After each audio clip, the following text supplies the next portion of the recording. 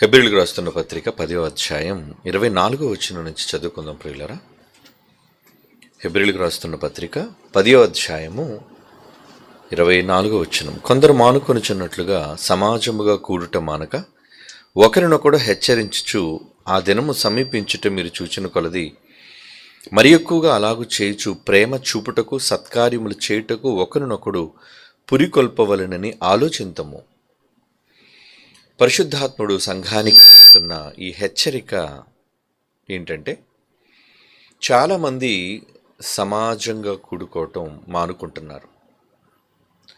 సమాజంగా కూడుకోవడం అంటే ఇదిగో ఈరోజు ఆరాధన కోసం, వాక్యం కోసం మనందరం ఎలా అయితే కూడుకున్నామో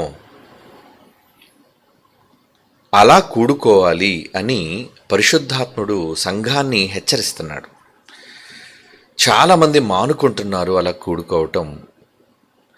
మీరు మాత్రం అలా మానకుండా ఒకరినొకడు హెచ్చరించుకోవడానికి ఆ దినము అనగా క్రీస్తు యొక్క రాకడ దినము సమీపించుట మీరు చూచిన కొలది. సమీపిస్తుంది అని మనకి ఎలా తెలుస్తుంది? జరుగుతున్న విపత్తులు, ప్రమాదాలు, యుద్ధాలు ఇవి రాకడకు సూచనలు.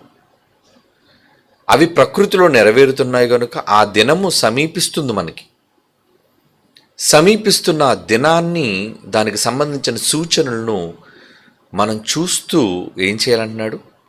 ఆ దినము సమీపించుట మీరు చూచిన కొలది మరి ఎక్కువగా అలాగు చేయము. రాబోయే రోజుల్లో ఏంటి దేవుని కొరకు చేయాలి? రాబోయే రోజుల్లో ఏంటి దేవుని కొరకు చేయాలి? ఒకప్పటి వలె కాకుండా మరింతగా దేవుని కొరకు ఆయన మెచ్చే కార్యక్రమాలు, సత్కార్యాలు చేయడానికి ప్రణాళికలు రచించుకోవాలి. అందుకు మీరంతా కూడుకోవాలి అంటున్నాడు. నిజంగా మనమంతా ఈ సంవత్సరంలో కూడుకొని 2026 అంతర్జాతీయ సదస్సుకి వచ్చిన వేల మందికి ఉచిత భోజనం పెట్టాలి అని ఎంత చక్కటి సత్కార్యానికి ప్రణాళిక రచించామండి. ఒక మాట వాక్యం నుండి మీతో పంచుకోగానే సార్వత్రిక క్రీస్తు సంఘాలన్నీ కూడా ఎంతగా ప్రేమతో స్పందించి లక్షల రూపాయలు, ఊహించిన దానికంటే ఎక్కువ ధనాన్ని త్యాగాల రూపంలో తెలియజేసి జరగబోయే సదస్సు కోసం మీరు ఉపకార ద్రవ్యంగా దాన్ని అందించారు అంటే ఇది కదా సమాజంగా కూడుకొనుటల్లోని ప్రాధాన్యత. మనం కూడుకుంటుంది దేవుని కొరకు ఎటువంటి కార్యక్రమాలు చేయాలి. ఆ దినం సమీపిస్తుంది. రాకడ సమీపముగా ఉందని తెలిసినప్పుడు ఎన్నో భూకంపాలు, ఎన్నో మరణ వార్తలు, ఎన్నో యుద్ధానికి సంబంధించిన వార్తలు, యేసుక్రీస్తు వారు చెప్పిన రాకడకు సూచనలు మన కళ్ళ ముందు ప్రపంచంలో నెరవేరుతున్నప్పుడు మనం దేని గురించి ఆలోచన కలిగి ఉండాలి అంటారండి? ఆయన పనుల కోసం, ఆయన పనులను ఎలాగూ చేయాలి, సత్కార్యాలను ఎలా మనం చేయాలి అనడానికి కదా మనం కూడుకోవాలి. మరి సంఘాలు ఎందుకు కూడుకుంటున్నాయి? ప్రపంచంలోని క్రైస్తవ సంఘాలు ఎందుకు కూడుకుంటున్నాయో తెలియని అయోమయ దశలో ఎక్కువ మంది ఉన్నారండి.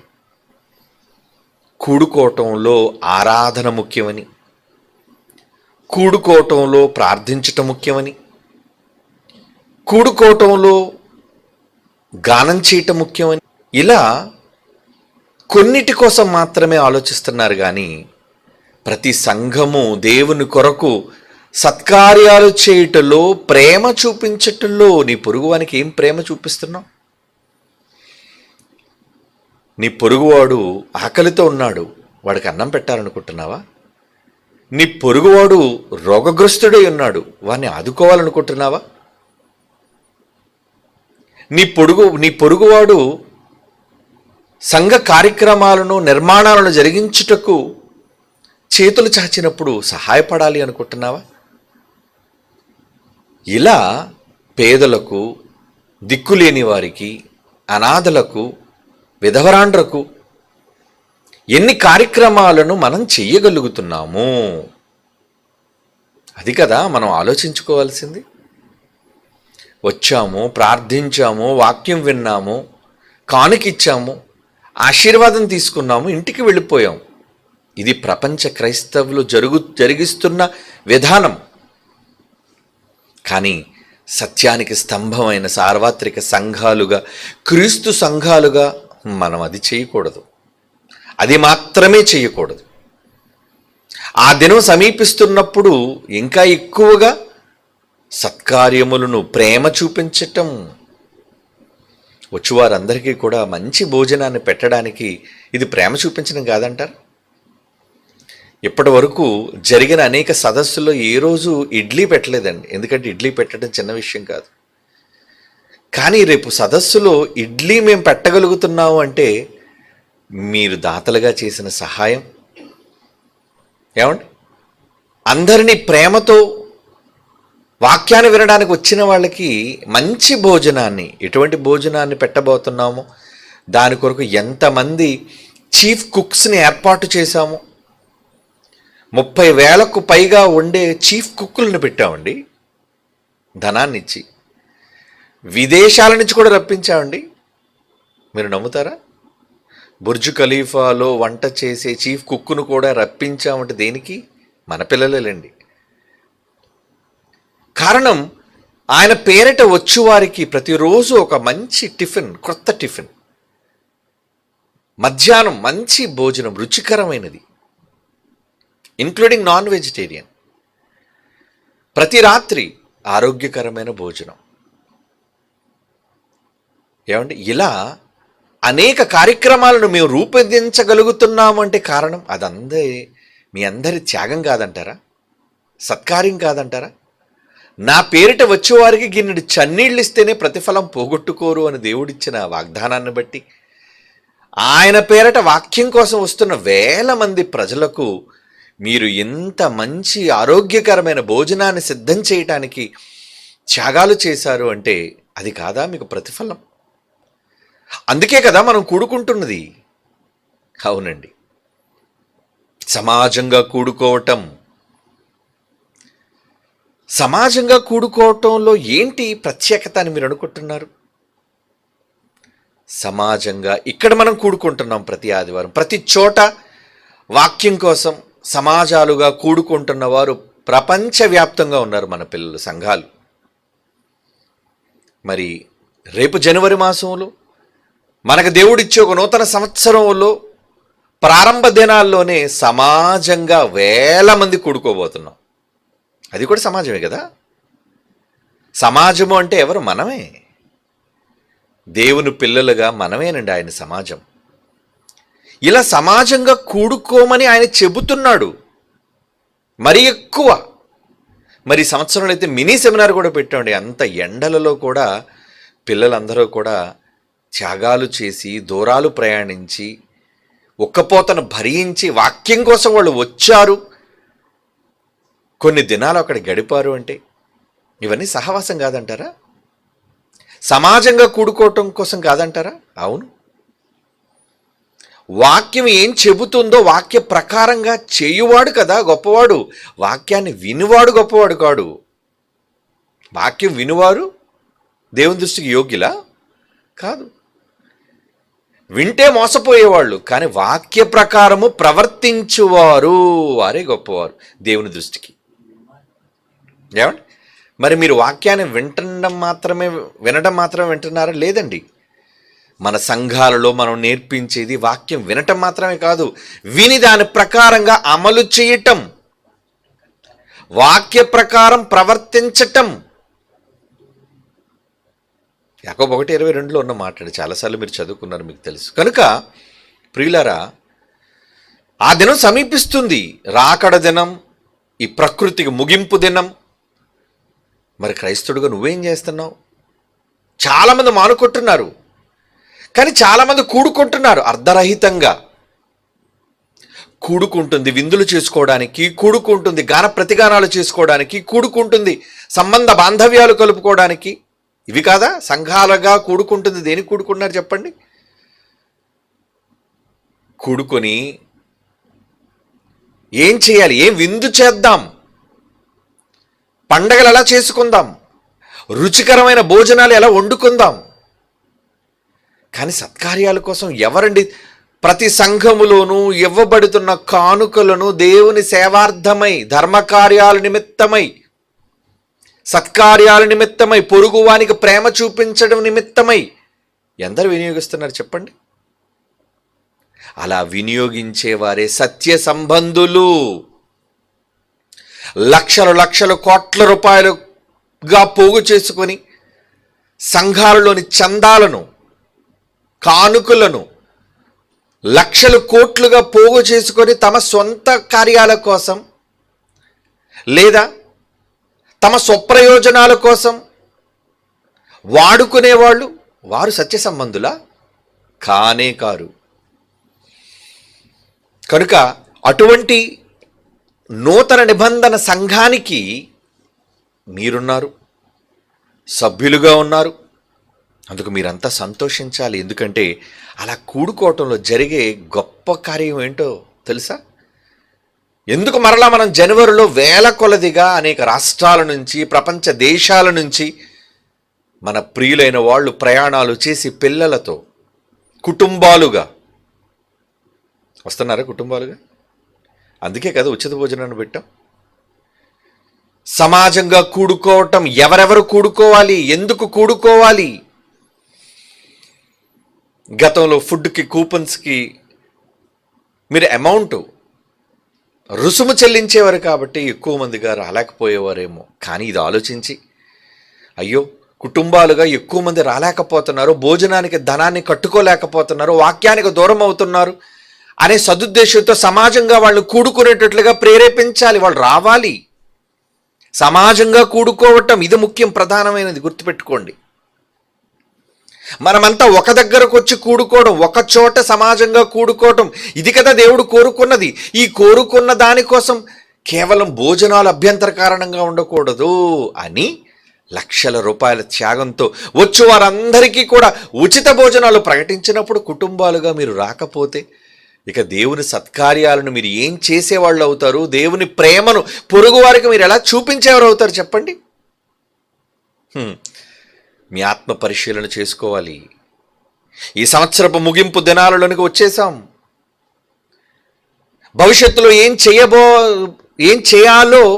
ఏం చేయబోతున్నామో అన్నది ఇప్పుడే ప్రణాళిక రచించుకోవాలి. అవునండి. అలా కూడుకోవటం వలన దేవుడు ఎందుకు కుటుంబాలుగా కూడుకోమంటున్నాడు అనేది ఏమండి ఒక మాట చూద్దామా? 2వ దినవృత్తాంతాల గ్రంథం ఆ రోజు ఇశ్రాయేలుతో దేవుడు చెప్పిన మాట. 2వ దినవృత్తాంతముల గ్రంథం 20వ అధ్యాయం 4వ వచనం నుంచి చదువుతున్నాను చూడండి. బైబిల్ తెరిచి చూడండి. 2వ దినవృత్తాంతముల గ్రంథం 20వ అధ్యాయం 4వ వచనం నుంచి, యోదావారు యెహోవా వలన సహాయము వేడుకొనుటకై కూడుకొనిరి. యెహోవా వలన సహాయం. దేవుడు సాయం చేయాలి అంటే ఏం చేయాలి? మీరు కూడుకోవాలి. యెహోవా యొద్ద విచారించుటకు యోధా పట్టణములన్నిటిలో నుండి జనులు వచ్చిరి. దేవుడిని అడగాలనుకుంటున్నారు ఏదైనా? వచ్చి అడగండి, కూడుకొని అడగండి. ఏమండి? 5వ వచనం, యెహోషాపాతు యెహోవా మందిరములో క్రొత్త శాల ఎదుట సమాజముగా కూడిన యోధా యెరూషలేముల జనుల మధ్య నిలువబడి. ఎలా కూడుకున్నారటండి? ఎలా కూడుకున్నారు? సమాజముగా కూడిన యోధా యెరూషలేముల జనుల మధ్య సమాజంగా కూడుకున్నారటండి. కూడుకొని ఏం మాట్లాడుతున్నారు చూడండి దేవుని గురించి. 6వ వచనంలో, మా పితరుల దేవా యెహోవా, నీవు ఆకాశమందు దేవుడు అయి ఉన్నావు, అన్యజనుల రాజ్యములను ఏలువాడువు నీవే. నీవు బాహుబలము గలవాడు, పరాక్రమము గలవాడు. నిన్ను ఎదిరించుటకు ఎవరికి బలము చాలదు. నాకు మీ సహాయం కావాలి. మాకు నీ జనులైన ఇశ్రాయేలు ఎదుట నుండి ఈ దేశపు కాపురస్తులను తోలివేసి నీ స్నేహితుడైన అబ్రహాము యొక్క సంతతికి దీనిని శాశ్వతముగా నిచ్చిన మా దేవుడవు నీవే అని చెబుతూ 12వ వచనం, అదే అధ్యాయం 12వ వచనం, మా దేవా నీవు వారికి తీర్పు తీర్చవా? మా మీదికి వచ్చి ఈ గొప్ప సైన్యముతో యుద్ధము చేయుటకే మాకు శక్తి చాలదు. మమ్మల్ని అణగద్రొక్కాలని సైన్యం ఎదుర్కొంటుంది, ఎదురు తిరుగుతున్నారు. అణగద్రొక్కాలి, దేవుని జనాంగమైన ఇశ్రాయేలుని అణిచివేయాలని శత్రు సైన్యం. మా మీదికి వచ్చి ఈ గొప్ప సైన్యం యుద్ధమును చేయుటకు మాకు శక్తి చాలదయ్యా. మేము ఎంతటి వాళ్ళం నాయనా, అంత గొప్ప సైన్యంతో మమ్మల్ని ఎదిరిస్తున్నారు. మాకు శక్తి చాలదు, ఏమి చేయుటకు మాకు తోచటం లేదు. నీవే మా దిక్కు అని ప్రార్థన చేశాను. ఏం చేశారటండి? సమాజంగా కూడుకొని నీవే దిక్కు ప్రార్థించారటండి. సహాయం కోసం ప్రార్థించారండి. మరి ఈరోజు మనం కూడుకొని ఏం చేయాలి? ప్రార్థించొద్దా? ఈరోజు దేశ పరిస్థితులను చూడండి. ఎక్కడ చూచినా క్రైస్తవుల మీద విరుచుకుపడటం, మంత్రులు సైతం, అధికారులు సైతం క్రైస్తవ్యాన్ని అణగద్రొక్కాలని మాట్లాడుతున్న మూర్ఖులను పరోక్షంగా వాళ్ళందరూ ప్రేరేపిస్తున్నారండి. ఎందరు ఈరోజు మత ఛాందస్సవాదులైన వాళ్ళు నోరు పారేసుకొని బైబిల్ని, క్రీస్తుని అవమానకరంగా మాట్లాడుతూ ఈ దేశంలో ఉంచం, మిమ్మల్ని గుడులు పడగొడతాం, మిమ్మల్ని హింసిస్తాం భయపడుతున్నారు. ఒకనాటి ఇలాంటి స్వేచ్ఛ, స్వతంత్రం క్రైస్తవ్యానికి ఈరోజు ఉందా చెప్పండి? ఈ దేశంలో ఎక్కడుంది చెప్పండి? సువార్తలకు వెళ్ళే వాళ్ళకి అభ్యంతరాలు, సభలు పెట్టే వాళ్ళకి అభ్యంతరాలు, గుడులు నిర్మించే వాళ్ళకి అభ్యంతరాలు, ప్రతి చోట అభ్యంతరం, అభ్యంతరం, అభ్యంతరం. శత్రుముఖులు, క్రైస్తవ్యానికి విరోధులు.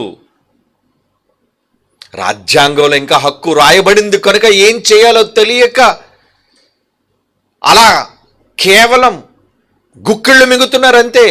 రాజ్యాంగాన్ని మార్చారో ఇక క్రైస్తవ్యానికి దేశంలో మైనారిటీలకు చోటు లేదు. తగిలేయడానికి ప్రణాళికలు రచిస్తున్నారు. మరి శత్రువులందరూ క్రైస్తవ్యానికి హాని చేద్దామని చూస్తున్న ఈ దశలో సమాజంగా మీరు కూడుకోరా? మీలో మీరు గొడవలు ఆడుకుంటారా? ఈరోజు క్రైస్తవులు ఎలా ఉన్నారు చెప్పండి? అందరూ కలిసి ఒక్కటిగా దేవునికి ప్రార్థన చేద్దామని లేదండి. నువ్వెంత, నువ్వెంత, నీ సంఘం ఎంత, నీ సంఘం ఎంత. సోషల్ మీడియాలో చూడండి.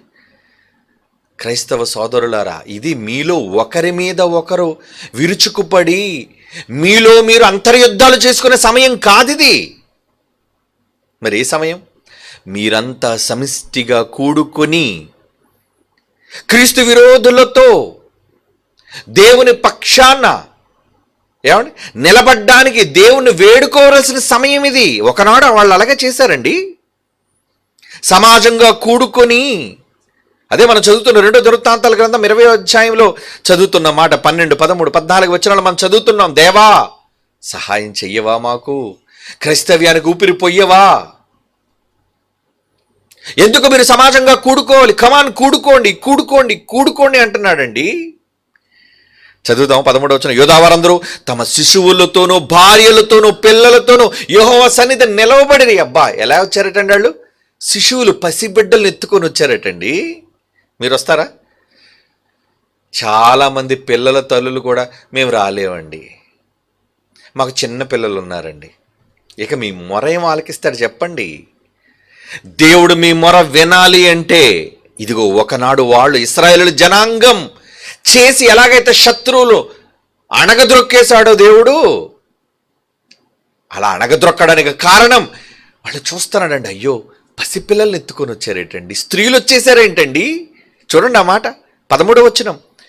యోధావారందరూ తమ శిశువులతోనూ, భార్యలతోనూ, పిల్లలతోనూ యెహోవా సన్నిధిని నిలువబడిరి.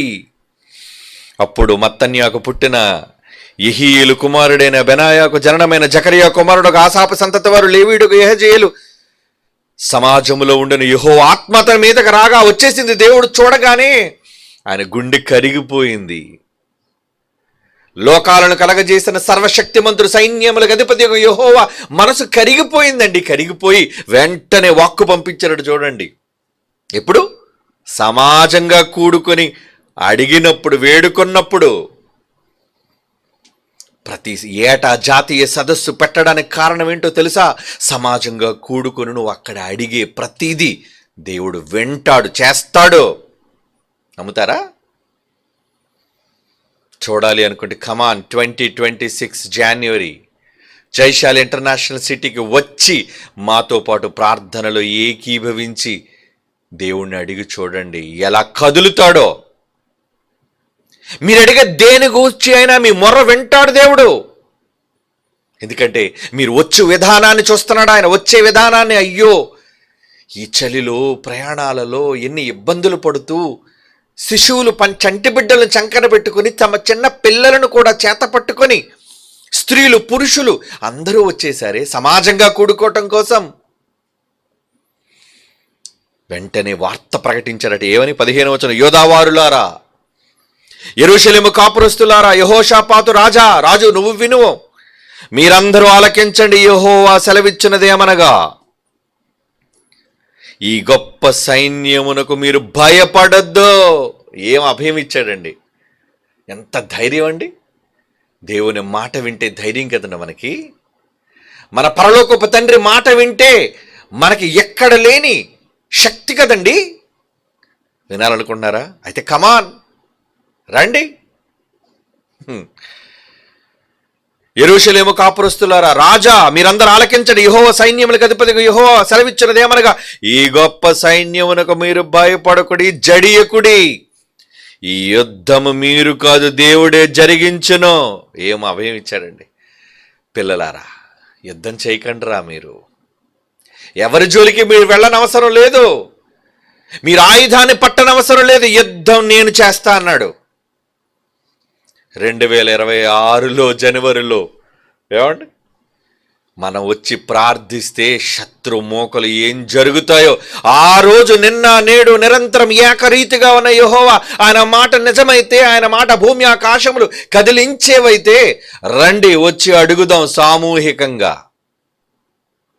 ఈ దేశ స్థితిగతులను ఎలా మారుస్తాడో మీ 2 కళ్ళతో ప్రత్యక్షంగా చూద్దురు కానీ. What happens in 2026? ఏమంటే నేనేం భవిష్యవాణి చెప్పేవాడిని గాను, చిలక జోషుడిని అంతకన్నా కాను.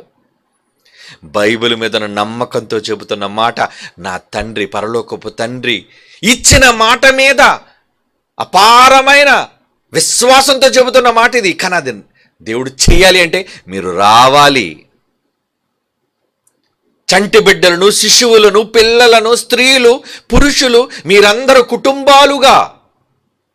అందుకే కదా ఉచిత భోజనాలు పెట్టాం. ఒక పక్క ప్రభుత్వం స్త్రీలకు ఫ్రీ బస్, అటు తెలంగాణలో కావచ్చు, ఇటు ఆంధ్రాలో కావచ్చు, ఇంకేంటి పురుషులకే ఛార్జీలు. రావాలి. మిమ్మల్ని ఎందుకు రప్పిస్తున్నావో తెలుసా? ఈ దేశ స్థితిగతులను మార్చాలి.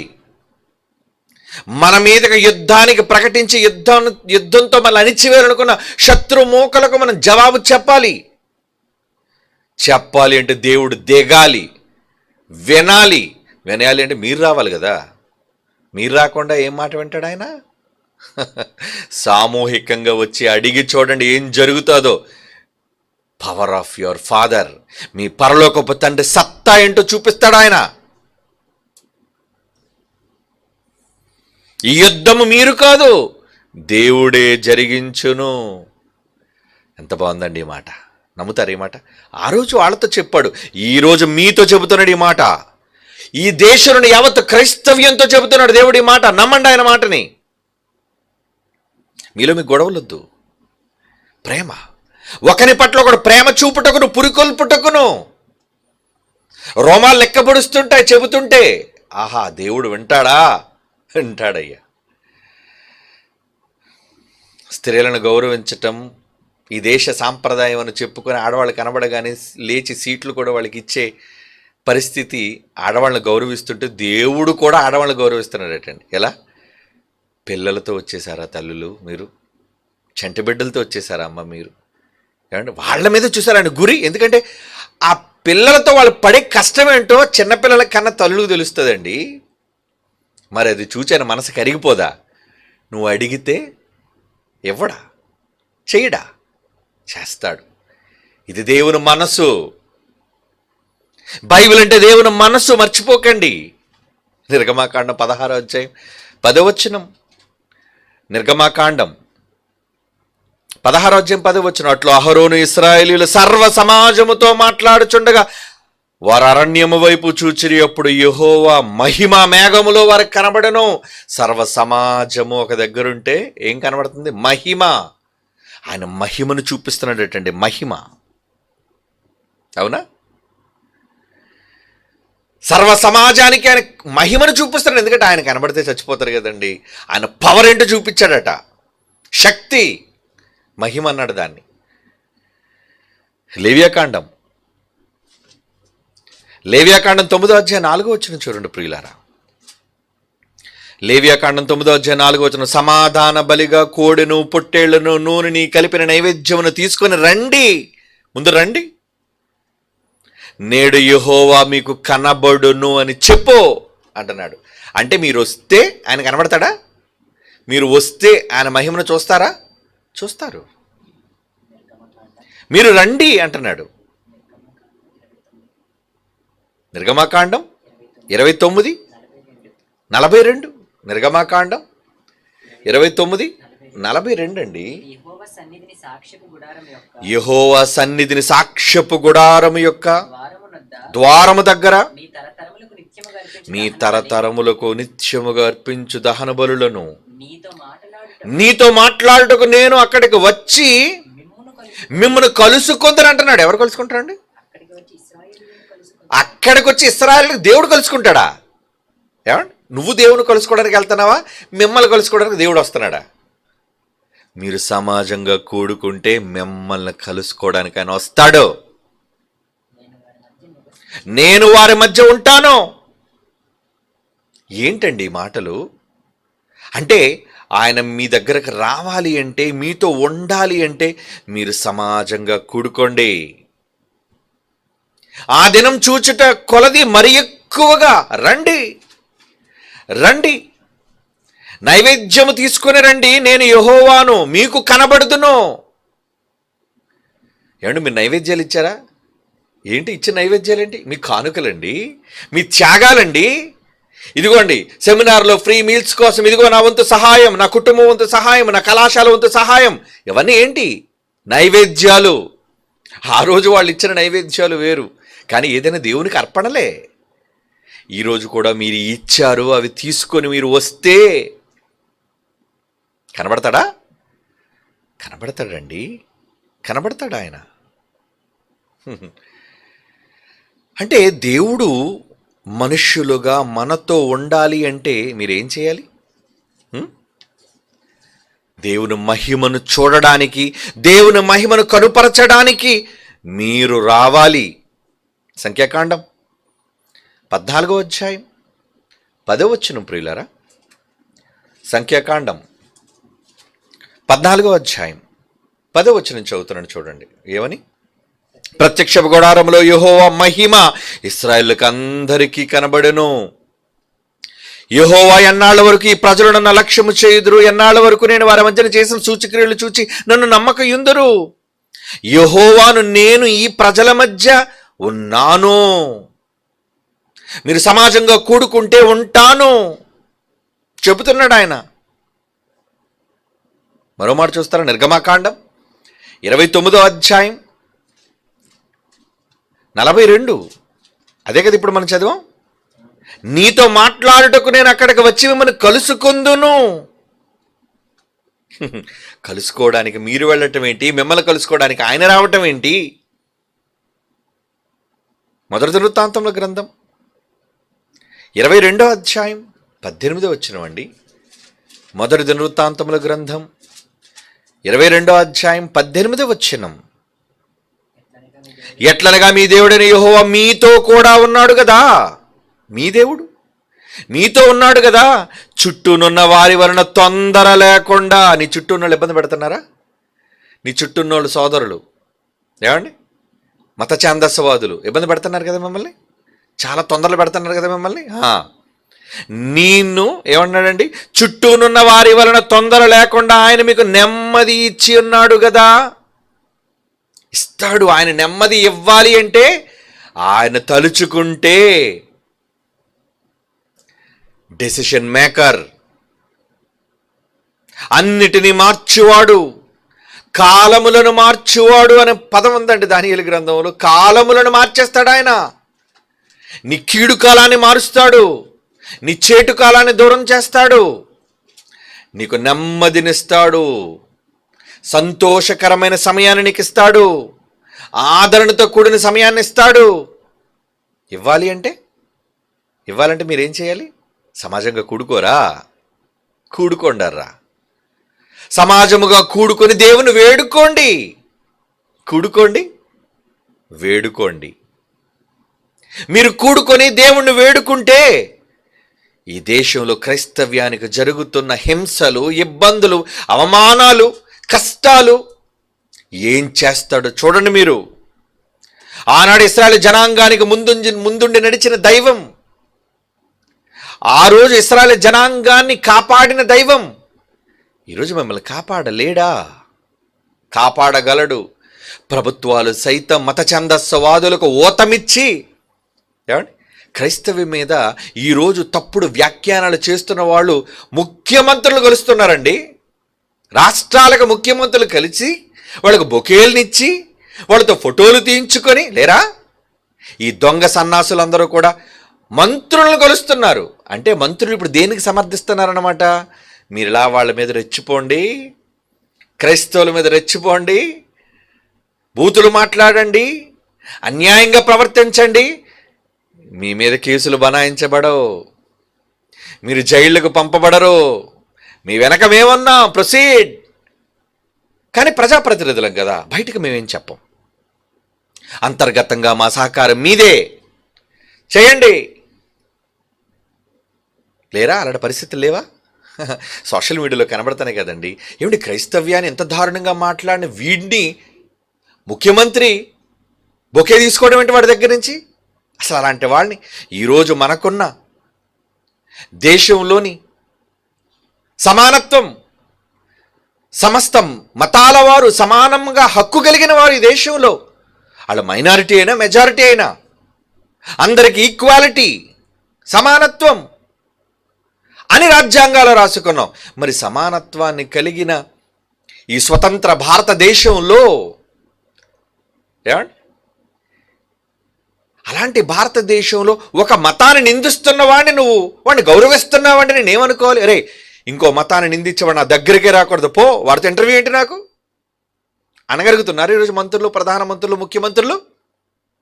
అనలేకపోతున్నారు. అంటే పరోక్షంగా ఈ శక్తులన్నీ కూడా క్రైస్తవ్యాన్ని ఏదో చేయాలి. చివరికి ఈరోజు వాళ్ళు ఎంత స్థాయికి వెళ్ళిపోయారంటే, నేను వారి మాటల్లో విన్నానండి, వాళ్ళని ప్రస్తావించడం,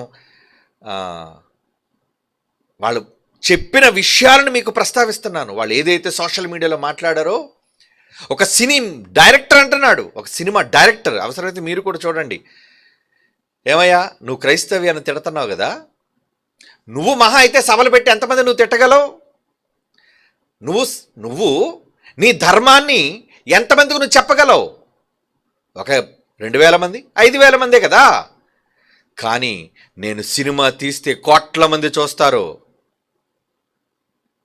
యావత్తు దేశాన్ని నేను ప్రభావితం చేయగలను అని ఒక మూవీ డైరెక్టర్ అంటే వాళ్ళు సినిమాలు కూడా తీసి తమ ధర్మం ద్వారా తమ ధర్మం గొప్ప చెప్పుకో, నీ ధర్మం గొప్పదని నువ్వు చెప్పుకో, తప్పులేదు. కానీ నీ ధర్మం ప్రచారం పేరట ఇతర ధర్మాలను అణిచివేయడానికి ఒక ముసుగులో, సినీ ముసుగు, మూవీ మీడియా, మరి ప్రజలందరూ దానికోసం చొక్కాలు చింపుకోరు కదండి, వెళ్ళిపోతారు. సినిమా అంటే ఒక పిచ్చి, సినిమా అంటే ఒక మేనియా. వాడు చేసే నటనకి వీడు చూసి ఏమైపోతాడు? మంత్రముగ్ధుడైపోతుంటాడు.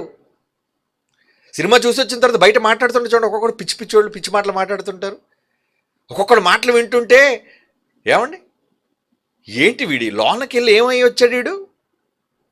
మా ధర్మం గొప్పది, మా ఇది గొప్పది.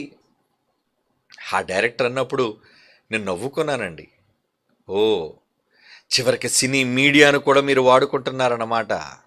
ఏంటి, ఇతర ధర్మాలను అణిచివేయడానికి అని అంటున్నాడు. వాడితో, ఆ మత ఛాందస్యవాదితో అంటున్నాడు, మేము ₹1 కోట్ల ఖర్చు పెట్టింది అందుకే. ఖర్చు పెట్టుకో. నీ వెనక ఉన్నది రాష్ట్ర ప్రభుత్వం, నీ వెనక ఉన్నది ఆఫ్టర్ ఆల్ దేశ ప్రభుత్వం ఏమో, కానీ మా వెనక ఉన్నది ఏంటో తెలుసా? రే క్రీస్తు విరోధుల్లారా, మత ఛాందస్సవాదుల్లారా, యూనివర్సల్ గవర్నమెంట్ అంటే విశ్వాలను పరిపాలిస్తున్న ఒక మహాసింహాసనం ఉంది పైన, అది నీకు కనబడదులే. అక్కడ ఉంది పరిపాలన. మేం చెబితే అక్కడ కదులుతాయి పునాదులు. ఏమంటే క్రైస్తవుడు ప్రార్థన చేస్తే, సమాజంగా కూడుకొని అడిగితే ఎక్కడ పునాదులు కదులుతాయి అనుకున్నారు? పరలోకపు గడప కమ్ములు అదురుతాయి, పునాదులు బెదురుతాయి. అక్కడ ఎవరున్నారు? ఫాదర్. సర్వ సమాజాన్ని ప్రేమగా సమానంగా చూసే తండ్రి ఆయన. నీల పక్షపాతి కాడు. నేను వీళ్ళకి మాత్రమే తండ్రిని, ఈ జనానికి మాత్రమే, ఈ ధర్మానికి మాత్రమే. నా సకల మతాలను, సకల జనాలను, సకల ప్రజలను, సకల రాజ్య నివాసులను సమానంగా ప్రేమించే ఒక చట్టం, ఒక గవర్నమెంట్ ఎక్కడుంది? నీవు అనుకుంటున్న విశ్వాలకు ఆవల.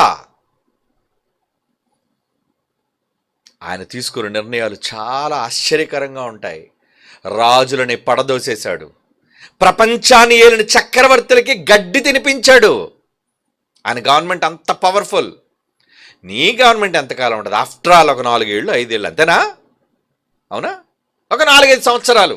ప్రపంచంలో ఏ దేశం గవర్నమెంట్ అయినా, ఏ స్టేట్ గవర్నమెంట్ అయినా, ఏ నేషనల్ గవర్నమెంట్ అయినా, ఏ వరల్డ్ గవర్నమెంట్ అయినా, కానీ ఆ గవర్నమెంట్ ఎప్పుడు ఉండే గవర్నమెంట్, ఎప్పుడు ఉండే దేవుని రాజ్య పాలన,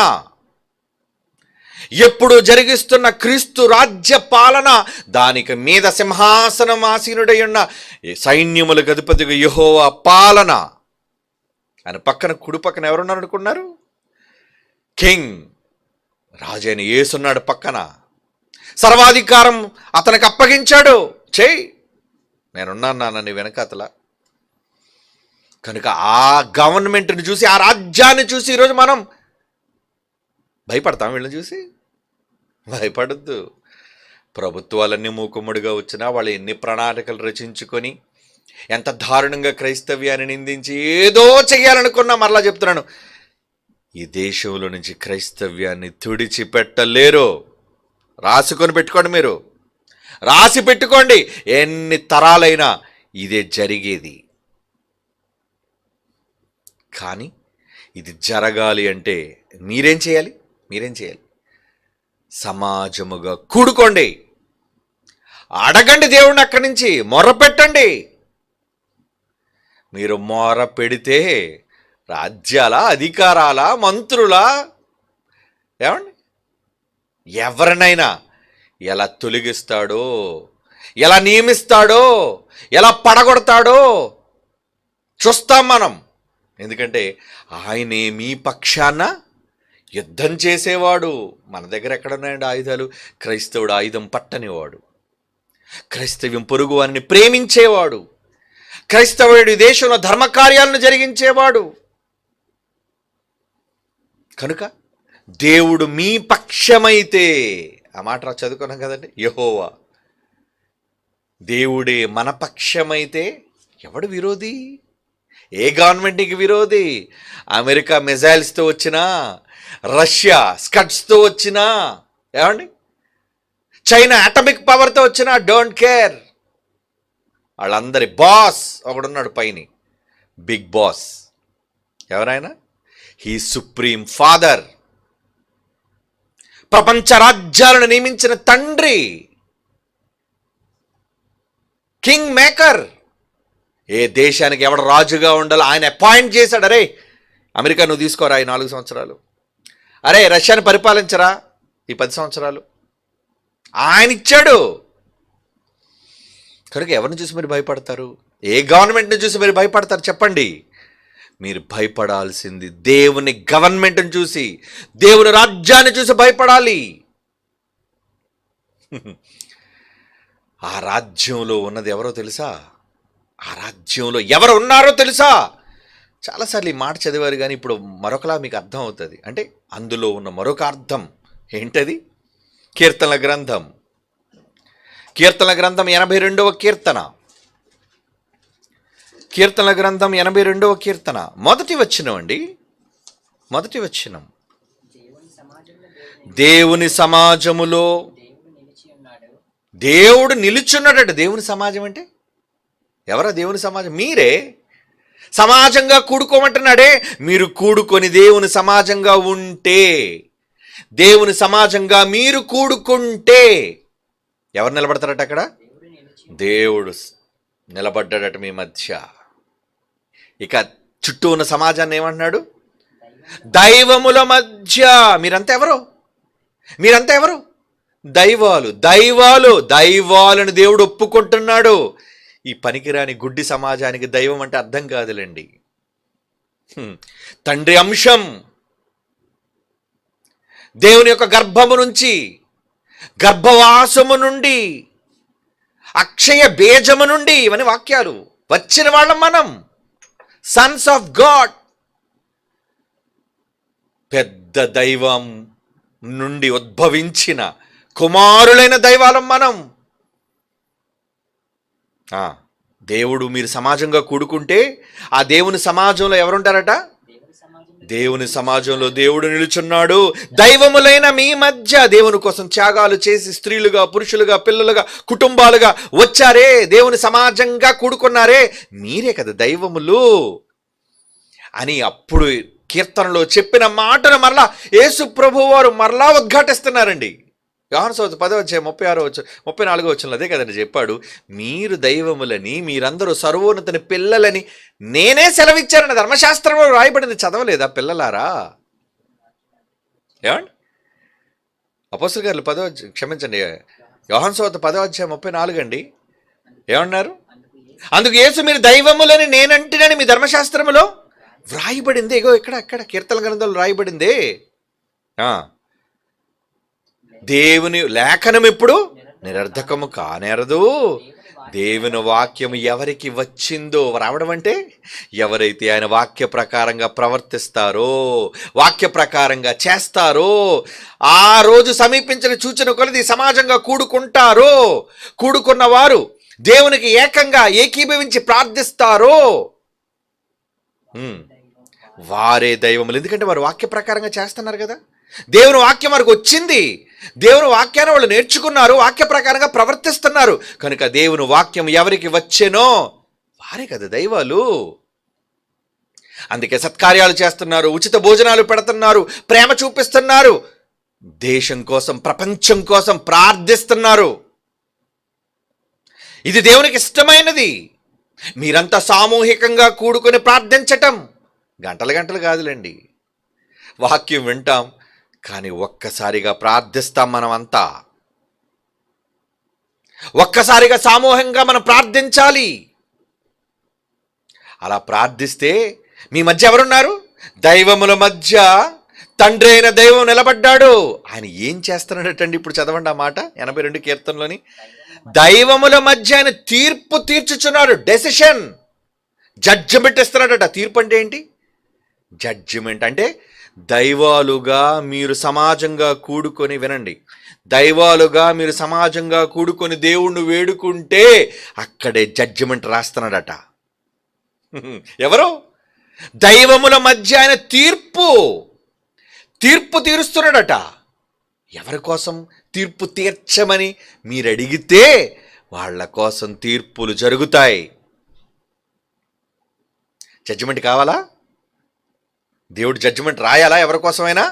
అయితే మీరు సమాజంగా కూడుకొని దైవాలుగా, ఆయన వాక్యం తెలిసిన వాళ్ళగా మీరందరూ ఒక దగ్గరగా వచ్చి ఉంటే, ఆయన మీ మధ్య నిలుచుంటే అక్కడే దైవాల మధ్య తీర్పు తీర్చుచున్నాడు. అక్కడే అంటే జనవరిలో మనమంతా కూడుకొని దేవుణ్ణి వేడుకుంటే అక్కడ రాస్తున్నాడట జడ్జిమెంట్, రాయబోతున్నాడట జడ్జిమెంట్.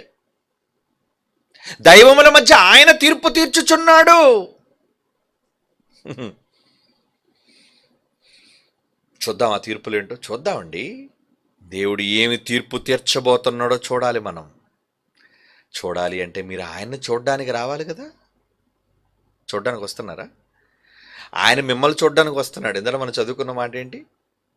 యెహోవా మిమ్మల్ని చూడడానికి వస్తున్నాడటండి.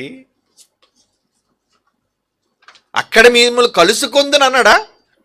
నిర్గమకాండం 29:42 ఇద్దరు చదువుకున్న మాట మరలా చదువుతున్నాను. నీతో మాట్లాడుటకు నేను అక్కడికి వచ్చి మిమ్మను కలుసుకుంటాను, నేను మిమ్మల్ని కలుసుకుంటాను. మరి ఆయనే కలుసుకోవడానికి లోకాలను విడిచి వస్తున్నాడే. మన పాటలన్నీ అయ్యానండి.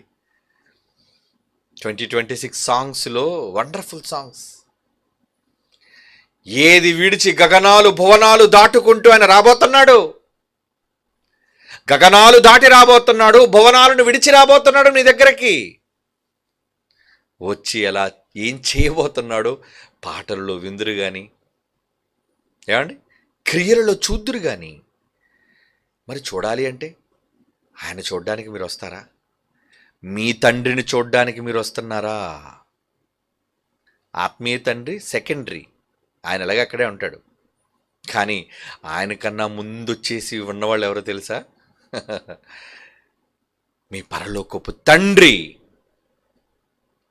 మీరు ప్రేమిస్తే ఆయన వచ్చేస్తాడట. ఎన్నిసార్లు చదువుకున్నామండి ఈ మాటలు యోహాను సువార్తలో.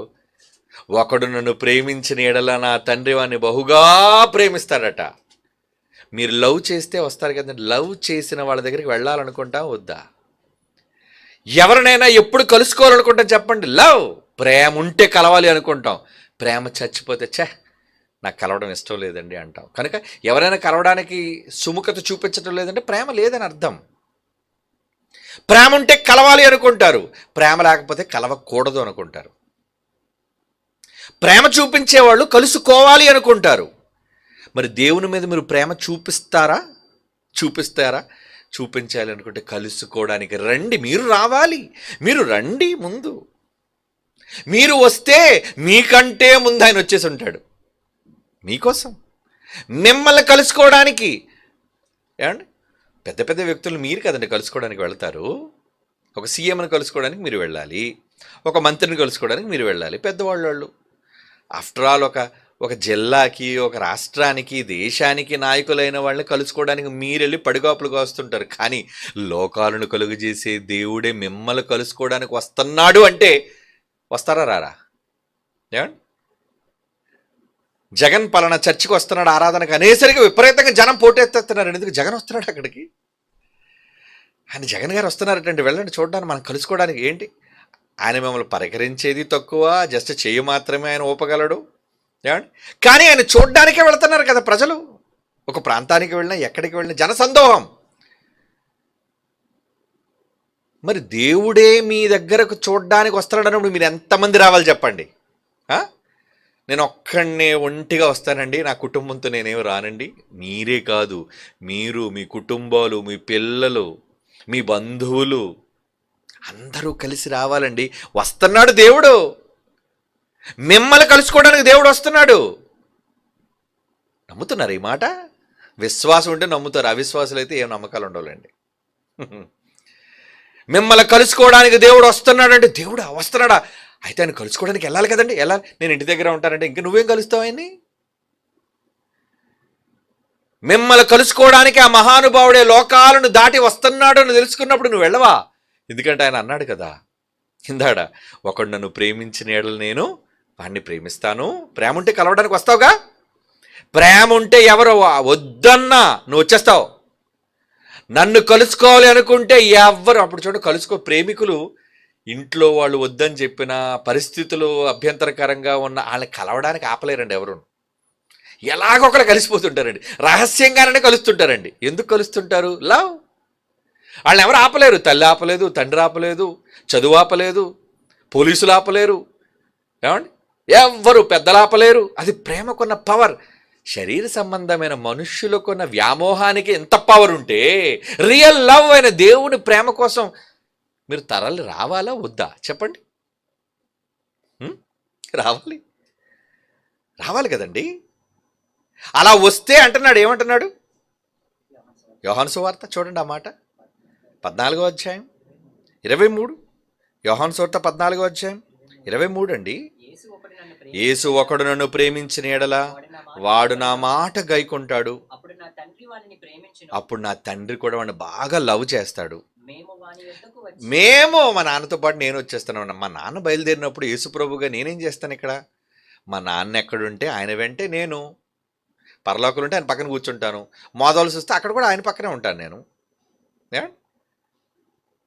మేము వచ్చి వాని యొద్ద నివాసం అంటే మోదవలసలో 5 రోజులు ఉంటాడా? ఖచ్చితంగా ఉంటారండి. ఇద్దరు ఉంటారు. ఏమండి? ఇద్దరు ఉంటున్నారు. మరి వాళ్ళిద్దరిని కలుసుకోవడానికి మీరు రారా? రాకపోతే నోట్ చేస్తాడు, అరే ఎవరు వచ్చారా చూడు ఆయన, ఎవరు రాలేదు చూడు ఆయన, ఆయనకు తెలిసిపోద్ది. ఆ తర్వాత రాకుండా నువ్వు తర్వాత కన్నీళ్లతో ప్రార్థన చేస్తున్నాడు, ప్రభువా నాకు ఈ ఆపద కలిగింది ప్రభువా, ప్లీజ్ తండ్రి నన్ను ఆదుకోవా. అరే వీడు వచ్చాడా? రాలేదు ప్రభు ఆ రోజు. సరే ఆడ ప్రార్థన సైలెంట్లో పెట్టి, ఫోన్ మ్యూట్లో పెట్టి. ఇదేనండి జరిగేది.